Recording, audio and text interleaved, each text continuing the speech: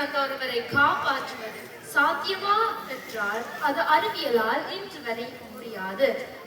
ஆனால் தன் கணவன் சத்தியவானை சாவித்ரி என்ற இளவரசி காப்பாற்றியதாக கூறுகின்றனர். யார் இந்த சாவித்ரி? இறந்து விடுவான் என்று தெரிந்தும் சத்தியவான் என்ற வாலிபனை தேர்ந்தெடுத்து திருமணம் செய்து கொண்டாள் சாவித்ரி. அவனது உயிர் பிரியும் நாளன்று யமதர்மருடன் வாதிட்டு போராடி மிகவும் புத்திசாலித்தனமாக சத்தியவானின் உயிரை மீட்டெடுத்தார். மனிதர்கள் எதையும் சாதிக்கும் வல்லமை உள்ளவர்களாக திகழ வேண்டும் என்பதற்கு உதாரணமாக திகழ்ந்தார் சாவித்ரி.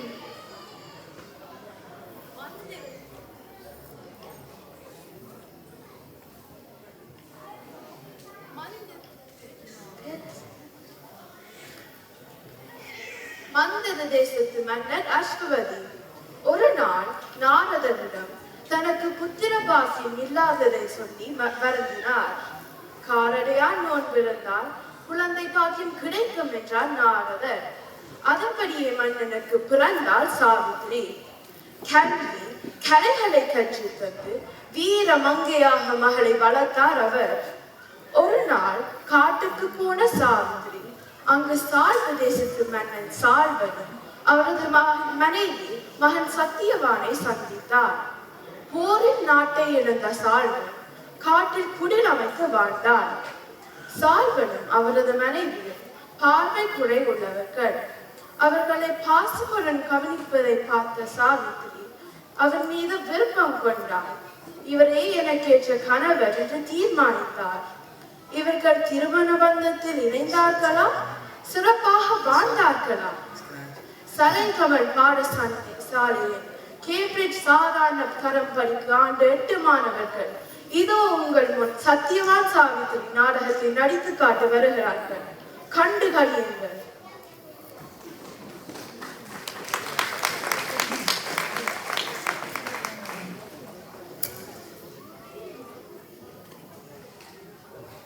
எல்லா செல்வத்தையும் தந்த அந்த கடவுள் அந்த பிள்ளை செல்வத்தை தர மறுத்து விட்டார்களே. இந்த துயரம் எங்களுக்கு ஏன் தந்தாய் தெய்வமே? மாந்தர தேசத்தை ஆள ஒரு பிள்ளை வேண்டி நிற்கின்றது. எங்களை கண் திறந்து பார்க்க மாட்டீரா கடவுளே? நாராயணா, நமோ நாராயணா. வணக்கம் சுவாமி, வாருங்கள். இருவரின் முகமும் வாடியிருப்பது ஏனோ? முற்காலமும் அறிந்த எனக்கு உங்கள் வாட்டத்தின் காரணத்தை அறிய முடிகிறது. குழந்தை இல்லாமல் பெரும் துயரத்தில் நாம் தவிக்கின்றோம். உங்களுக்கு குழந்தை வரம் வேண்டும் சுவாமி. உங்கள் துக்கம் அவசியமற்றது. உங்கள் வேண்டுதல் நிறைவேறும் காலம் வந்துவிட்டது. கடவுளின் அருளால் உங்களுக்கு பெண் குழந்தை பிறப்பார். உங்கள் வாக்கு பொன்னாக இறைவன் அருள் புரிய வேண்டும். இறைவன் அருள் கிட்டி விட்டது அரசே, கிட்டி விட்டது.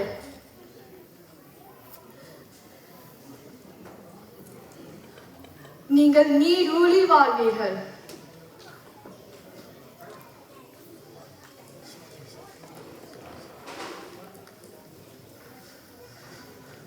நாரத முனிவர் கூறியபடியே அவர்கள் இருவரும் ஒரு அழகான மகளை பெற்றெடுத்தார்கள். அவளுக்கு சாவித்ரி என்று பெயரிட்டார்கள். அந்த அழகான பெண் குழந்தை வளர வளர அவளுடைய குணத்தினாலும் கருணையினாலும் அழகினாலும் அறிவினாலும் அன்பினாலும் அனைவரையும் வசீகரம் செய்கின்ற தெய்வ பெண்ணாக இருந்தார்.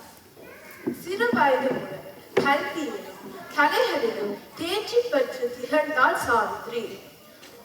உலகில் பிறக்கும் ஒவ்வொரு பெண்ணும் ஏதோ ஒரு சாதனையை செய்தாக வேண்டும் என்று அவள் விரும்பினாள்.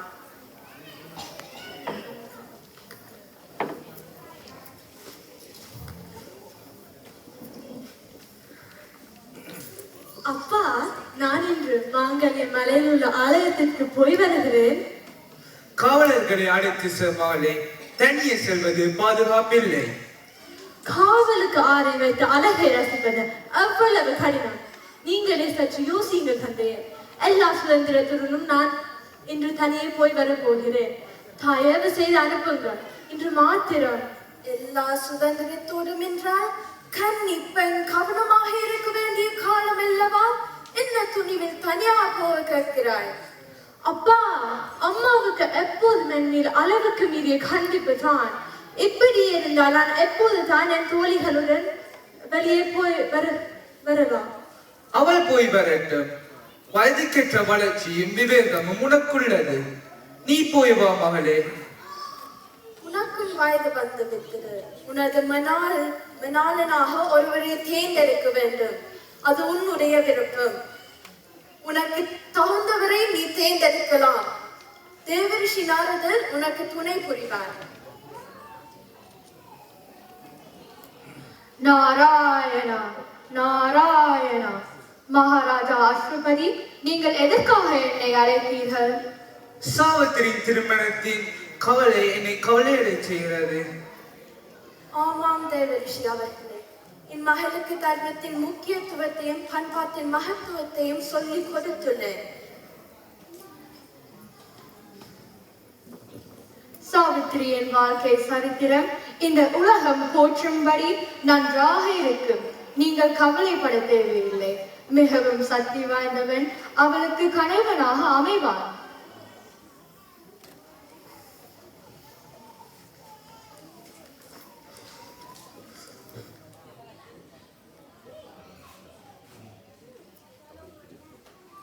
எனதருமை தோழிகளே, இன்று எனக்கு மிகவும் மகிழ்ச்சியான நாள். இந்த அழகான காட்சிகளை காண கண் கோடி வரும். கனிகளை தேடிக் கொண்டிருக்கும் கிளிகளும், பாஷி என்று ராகம் பாடும் குயில்களும், இந்த இயற்கை அழகுக்கு எவ்வளவு மறுக்கூற்றுகள் என பார்த்தாயா? இளந்தன்றல் என்னை கடந்து செல்கையில் என் சருமத்தை வாரதி செல்கிறது. அதோ அந்த அழகான புள்ளிமான் என் மனதை பிரதிபலிப்பது போல் சுதந்திரமாக துள்ளி இருக்கிறது. இதோ இந்த ஓடையில் சலசலன ஓடும் நீர் என் கால்களை முத்தமிட்டு செல்கிறது. இளவரசி, அதற்கான காரணம் என்னவென்று நான் கூறவா? தாங்கள் தான் அரண்மனையை விட்டு வெளியே வருவதே இல்லையே. உங்கள் அழகுக்கு இணையான இந்த வனத்தின் அழகை ரசிக்க இன்று அத்தி கூத்தால் போல் வந்துள்ளீர்கள். இந்த இயற்கை உங்களை கவராமல் விடுமா என்ன? நீ கூறுவது சரிதான். நான் வாழ்க்கையில் அவ்வளவு அழகை அனுபவிக்காமல் இருந்துள்ளேன் என்று எண்ணும் போது கவலையாக உள்ளது. அரண்மனைக்கு திரும்பி போக விருப்பமே இல்லை. நீங்கள் தினசரி வருவானால் உங்களுடன் நாமும் வெளியே வரலாம். இல்லை என்றால் நாமும் அரண்மனையில் அடங்கி இருக்க வேண்டியதுதான். இளவரசி, அந்த அருவியில் நீராடி செல்வோமா? தமக்கு அரண்மனை செல்ல விருப்பமில்லை என்று கூறியதனால் கேட்கிறேன். ஆம், அதற்கென்ன? ஆசை தீரும் வரை ஆற்றில் குளிப்போமே. நீங்க சென்று பல்லக்கில் இருக்கும் எனது ஆடை அணைகளை எடுத்து பாருங்க. நாம் நதியை நாடி செல்கிறேன். நாம் வரும் வரை பாதுகாப்பாக இருங்கள். உங்களுக்கு எது நடந்தால் பின்பு நான் தான் அரசருக்கு பதில் கூற வேண்டும்.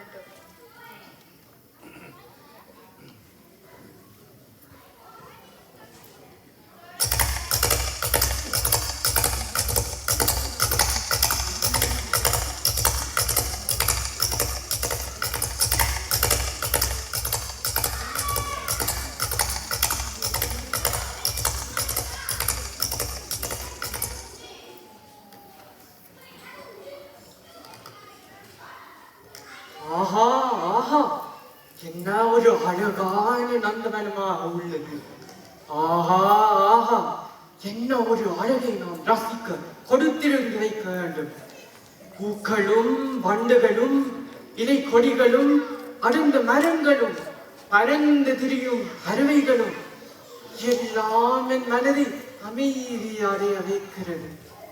ஆஹா ஆஹா, ஓய்வெடுக்க இதைவிட சிறந்த இடம் இருக்குமா?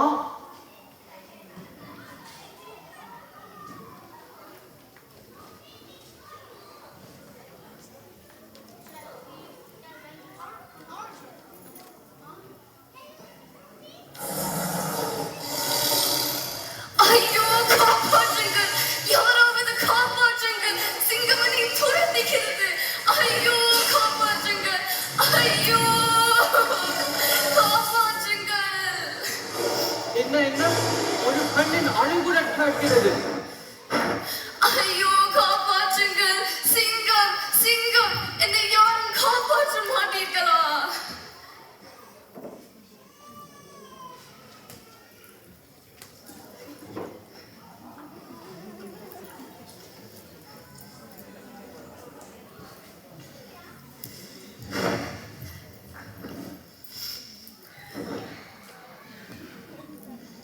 யார் இந்த பெண்? இந்திரலோகத்து சுந்தரி இறங்கி வந்தாள் போல் உள்ளது. யார் இந்த ஆண்மகன்? என் அழகரை கேட்டதும் ஓடோடி வந்து என் உயிரை காப்பாற்றியவர். நான் செய்த புண்ணியம் இவர் வடிவில் வந்து என் உயிரை காப்பாற்றி விட்டார். இவரின் பதியாக அமைந்தால் நான் மகிழ்ச்சி அடைவேன். இந்த அழகு சுந்தரியின் பேர் என்னென்று கேட்டறிவோம். பெண்ணே, உன் பெயர் என்ன? என் பெயர் சாவித்ரி. என் உயிரை சிங்கத்திலிருந்து காப்பாற்றுவதற்கு மிக்க நன்றி. நான் சென்று வருகிறேன். அவசியம் போகத்தான் வேண்டுமா? என்னை என் பெற்றோர் தேடுவார்கள். நான் சென்று வருகிறேன்.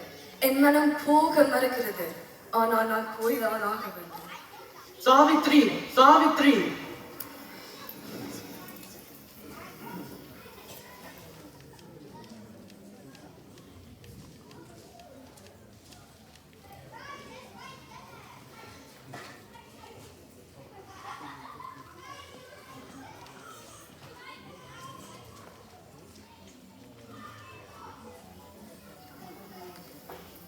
வா மகளே, உன்னுடைய முகம் மலர்ச்சியா உள்ளது. அதற்கான காரணத்தை அறியலாமா? புதிதாய் யாரையும் சந்தித்தாய்? ஆமண்ணே, தந்தையே, நான் என் மனதிற்கு பிடித்தவரை கண்டுவிட்டேன். அவர் சால்வ நாட்டு அரசரின் மகன் சத்தியவான். சத்தியம் நிறைந்த, அடக்கமான, நல்லொழுக்கம் நிறைந்த ஒரு நல்லவர் அவர். நான் அவரை தான் மனம் புரிய விரும்புகிறேன். என் மகள் சரியான முடிவை தான் எடுப்பாள், எனக்கு என்று தெரியும். நாராயணா, நமோ நாராயணா. அம்மா சாவித்ரி, உனக்கு சத்தியவானின் ஆயுளில் உள்ள ரகசியத்தை பற்றி தெரியுமா? ஆம் ரிஷி, அவரது ஆயுட்காலம் என்னும் 1 வருடம் மட்டுமே உள்ளது. அதுதானே? ஐயோ கடவுளே, இது தெரிந்துமா? சத்தியவானை நீ திருமணம் செய்ய விரும்புகிறாய்? இன்னமும் 1 வருடத்தில் என் மகளை விதவை கோலத்தில் பார்க்க தைரியம் எனக்கில்லை. தந்தையே, சத்தியவான் பார்வை இழந்த தும்சு நாட்டு மன்னன் சாலியனின் மகன். சதியின் காரணமாக அனைத்து செல்வங்களையும் இழந்த அந்த அரசு குடும்பம் பாதில் வசிக்கின்றது. பெற்றோரை மிகவும் அன்பாக பார்த்துக் கொள்ளும் சத்தியவான் என் மனதை கவர்ந்து விட்டார். பின்னவ்வாறு நான் வேறொருவரை திருமணம் செய்தது கூறுங்கள். என் மகள் சரியான முடிவை தான் எடுப்பார், எனக்கு என்று தெரியும். மகளே,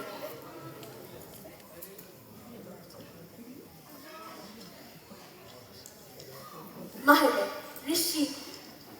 ரிஷி கற்றுக் கொடுத்த மந்திரங்களை பிரார்த்தித்து உன் எதிர்கால கனவினின் ஆயுளை உன் சாமர்த்தியத்தால் நீ நீடித்துக் கொள்.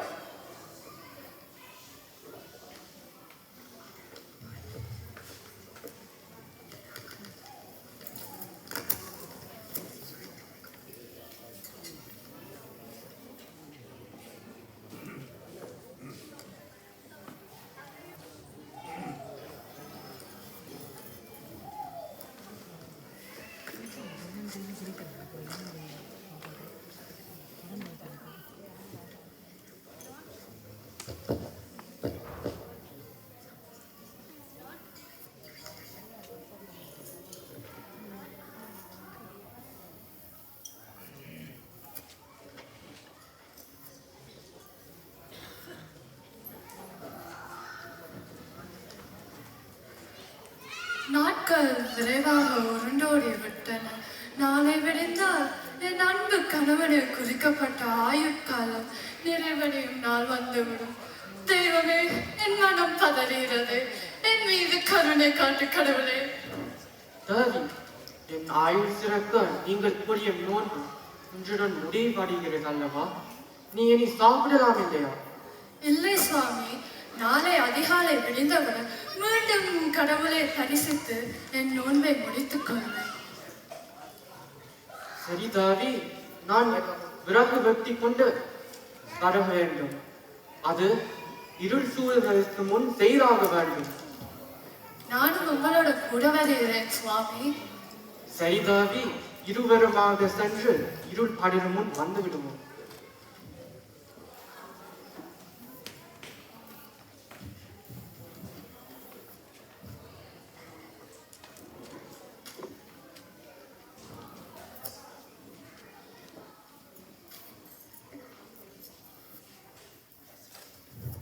சரி தாவி, நீங்கள் இங்கு சற்று நேரம் இளைப்பாருங்கள். நான் அதோ அங்க விறகு வெட்டி கொண்டு வர வேண்டும்.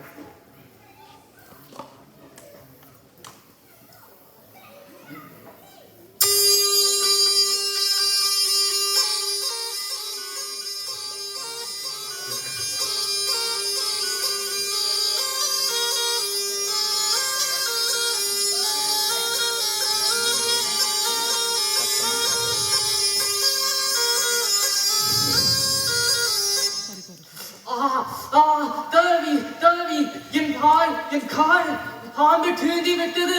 தேவி தேவி தேவி. ஐயோ சுவாமி சுவாமி, இதற்கு பயந்தோ இது என்ன நடக்கக்கூடாதுன்னு பயந்தேனோ அது நடந்து விட்டது. ஐயோ சுவாமி சுவாமி, எழுந்திருங்கள், என்னை விட்டு போகாதீர்கள். ஐயோ சுவாமி சுவாமி, என்னை பாருங்கள், என்னை பாருங்கள் சுவாமி சுவாமி. ஐயோ கடவுளே கடவுளே.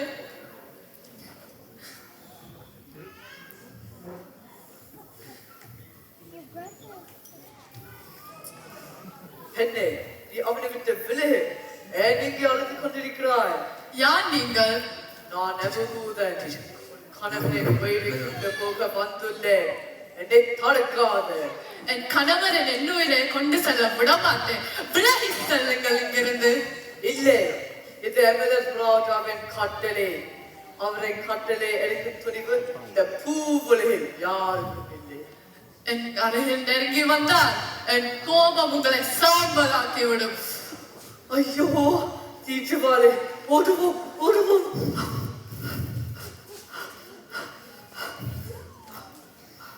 எமரஸ் ராஜா, எமரஸ் ராஜா, சத்தியவானின் உயிரை கவர முடியவில்லை. என்ன? சத்தியவானின் உயிரை எடுக்க முடியவில்லையா? என் கட்டளையை ஏற்க மறுத்து குறுக்கே நின்றது யார்? சத்தியவானின் மனைவி சாவித்ரி என் மீது தீச்சுவாளிகள் அள்ளியிருக்கிறாள். தீச்சுவாளிகள் என்னை தாக்கிவிட்டன. நான் செய்வதறியாது தப்பி ஓடி வந்துள்ளேன்.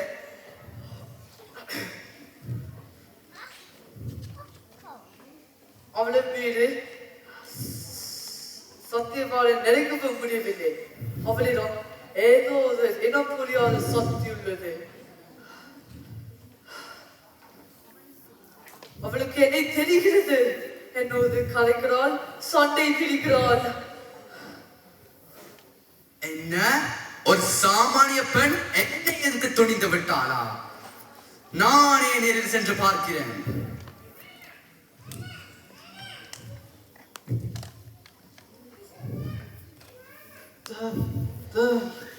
தண்ணீர்.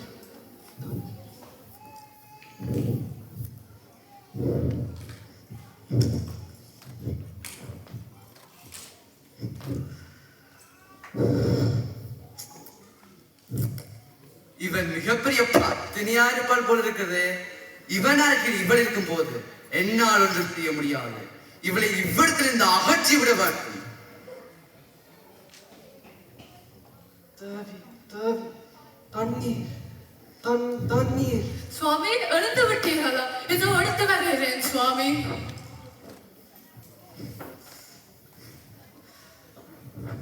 ஐயோ சுவாமி சுவாமி, உங்களை யார் என்னிடமிருந்து பிரித்தது? இதற்கு பயனல்லவோ உங்களை விட்டு அகலாமல் இருந்தேனே. ஐயோ சுவாமி சுவாமி, என்னை விட்டு போகாதீருங்கள், அழிந்திருங்கள். யாராவது என் கணவரை காப்பாற்றுங்கள், யாராவது என் கணவரை காப்பாற்றுங்கள். சுவாமி சுவாமி, என் முகத்தை ஒரு கணம் பாருங்கள், என் முகத்தை ஒரு கணம் பாருங்கள். ஐயோ கடவுளே கடவுளே. சற்று நில்லுங்கள். நீங்கள் யார்? அம்மா, மகளே சாவித்திரி, உன் கணவரின் ஆயுட்காலம் முடிந்து விட்டது. நான் எனது கடமையைத்தான் செய்கிறேன். எனக்கு கடமைக்கு குறுக்கு நிற்காதே.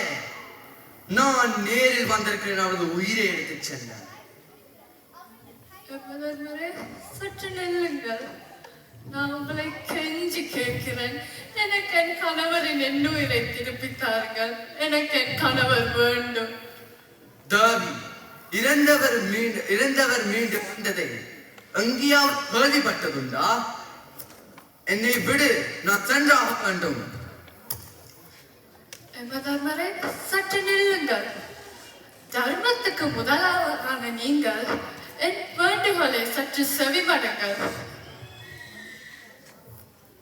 என்ன இவ்வளவு தூரத்தை பின்தொடர்ந்து வருகிறாள்? தேவி சாவித்திரி, இவ்விடம் வரக்கூடாது, சென்று விடு. எமதர்மரே, சற்று நில்லுங்கள். தர்மத்துக்கு முதல்வரான நீங்கள் என் வேண்டுகோளை சற்று செவிமடுங்கள். சரி சாவித்திரி, உன் கணவரின் உயிரை தவிர வேறு வருங்கால் தருகிறேன். எமதர்மரே, இந்த பதிவிரதைக்கு ஒரு புத்திர வரம் தந்தருள வேண்டும். ஒன்றல்ல 100 புத்திரர்களை பற்றி நீ சந்தோஷமாக வாழ்வாயாக. இப்போது என்னை விடு, நான் சென்றாக வேண்டும். எமதர்மரே, போகாதீர்கள். நீங்க தந்த இந்த வரம் பலிக்குமா? என் மீது நம்பிக்கை இல்லாமலா இவ்வளவு தூரம் என்னை பின்தொடர்ந்து வந்தது? நான் தந்த வரம் பலிக்காமல் போகாது. சரி, நீங்க இந்த பதிவிரதைக்கு புத்திர வரம் தந்து விட்டீர்கள். என் கணவர் என் அருகில் இல்லை என்றால் எவ்வாறு உங்கள் வரம் பலிக்கும் தர்ம பிரபுவே?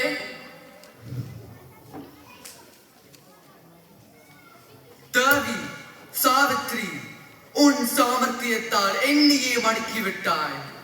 உன் கணவரின் உயிரை மீட்க சிறந்த யுக்தியை கையாண்டு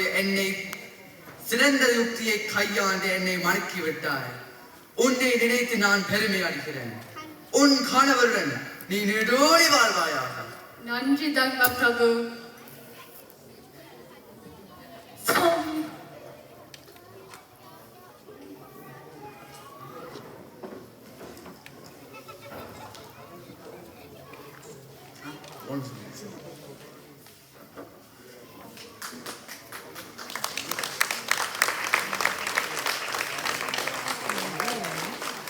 தனது சாமர்த்தியத்தால் எமதர்மரை ஒரு கணம் நிலை தடுமாறச் செய்து தான் நினைத்தபடி தனது கணவனின் உயிரை காப்பாற்றிய சாவித்ரி காலகாலமாக போற்றப்பட்டு வருகிறார்.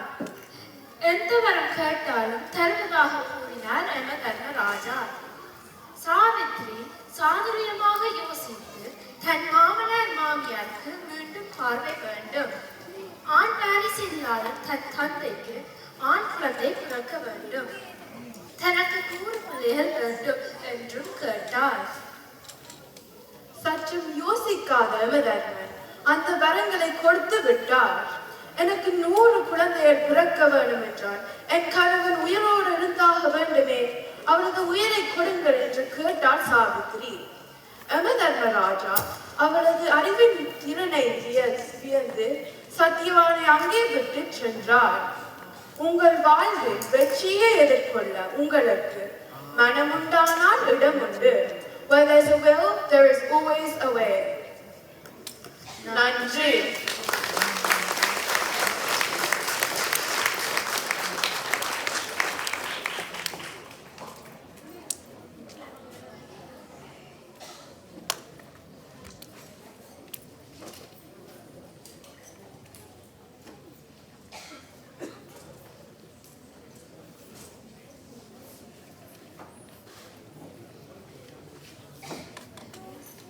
அருமையான சத்தியவன் சாவித்திரி நாடகத்தை வழங்கியோர் நண்டியாக திசாலி ஜெவனேசன்,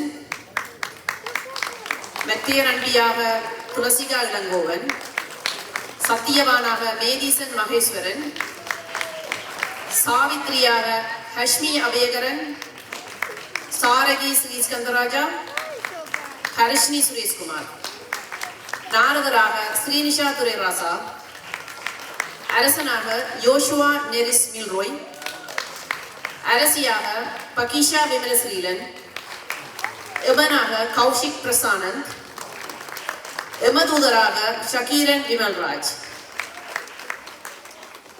ஆசிரியர்கள் ஷியாமலா கருணாகரன்.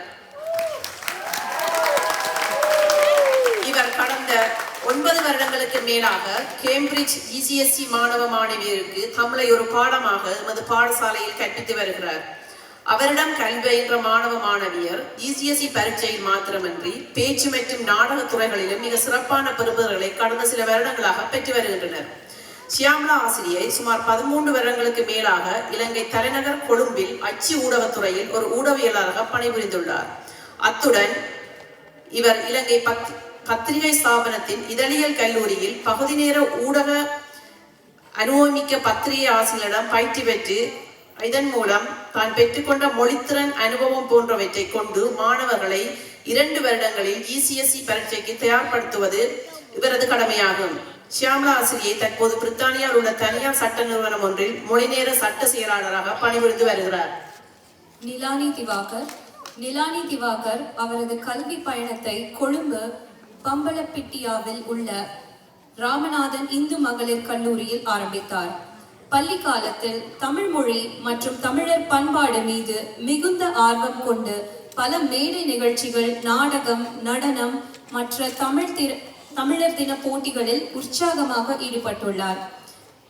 இங்கிலாந்தில் வூல்வர்ஹாம்ப்டன் பல்கலைக்கழகத்தில் இளங்கலை பட்டம் மற்றும் அதன் பின்னர் கிங்ஸ்டன் பல்கலைக்கழகத்தில் தகவல் தொழில்நுட்ப துறையில் முதுகலை பட்டம் பெற்றுள்ளார்.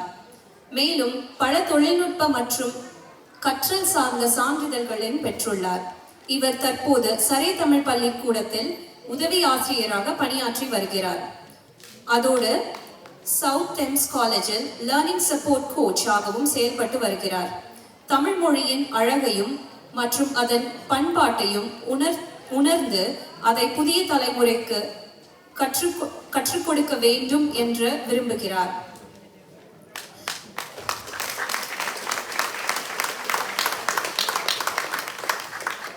கோபிகா சுரேஷ்குமார் இவர் பாடசாலை காலங்களில் தமிழ் தின போட்டிகள், மேடை நிகழ்ச்சிகள், பாடசாலை நிகழ்வுகள் போன்றவற்றை தலைமை தாங்கி தொகுத்து அறிவிப்பாளராக செயல்பட்டு வந்தார். மேலும் பேச்சு போட்டிகள், நாடகம், வில்லுப்பாட்டு, சங்கீத போட்டிகள் என்று எல்லாவற்றிலும் பங்கு பெற்று மாகாண மாவட்ட ரீதியாக சென்று சான்றிதழ்கள் மற்றும் பரிசில்களையும் பெற்றுள்ளார். 2007ஆம் ஆண்டு யாழ்ப்பாண பல்கலைக்கழகத்தில் தமிழ் சிறப்பு பிரிவில் கலைமாமணி பட்டம் பெற்றுள்ளார். பல்கலைக்கழக வாழ்க்கையில் தமிழ் துறையில் 2ஆம் இடம் பெற்றார். எமது தமிழ் மொழியின் அழகு, அதன் பல்வேறு பரிமாணங்களை இன்றைய தலைமுறைக்கு கொண்டு சேர்க்கும் ஒரு தூதராக செயல்பட வேண்டும் என்று ஆசைப்படுகிறார். இவர் தற்பொழுது நமது பள்ளிக்கூடத்தில் உதவி ஆசிரியராக பணிபுரிகிறார். இவர்களுக்கு எமது மனமார்ந்த நன்றிகள்.